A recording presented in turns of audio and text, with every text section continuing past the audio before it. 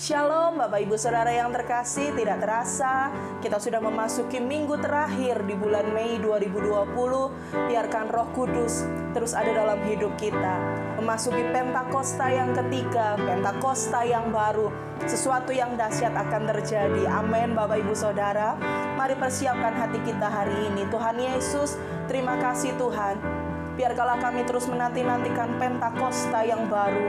Biarlah kami terus menanti-nantikan pencurahan Roh Kudus yang dahsyat melanda bangsa kami, melanda dunia ini Tuhan. Dan kami tahu inilah saatnya penuaian jiwa yang terbesar terjadi. Dan kami tahu inilah saatnya Roh Kudus turun atas hidup kami Tuhan. Roh Kudus yang dahsyat memperbaharui hidup kami. Hari ini kami siap Tuhan untuk menerima Roh Kudus yang dahsyat. Terima kasih Tuhan Yesus. Ya Roh Kudus berhembus sekarang, berhembuslah di tempat ini, mengalirkan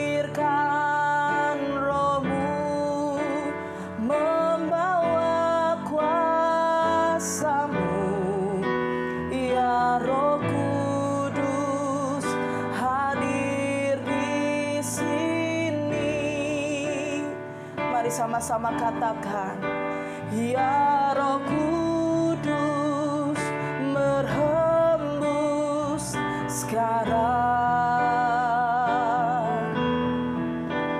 berhembuslah di tempat ini, mengalirkan Roh-Mu, membawa kuasa-Mu, ya Roh Kudus hadir di sini, ya Roh Kudus berhembus sekarang. Katakan berhembuslah, berhembuslah di tempat ini, mengalirkan Roh-Mu, membawa kuasa-Mu, ya Roh Kudus hadir di sini. Katakan urapilah, urapilah kami dengan minyak baru, penuhilah kami dengan hadirat-Mu.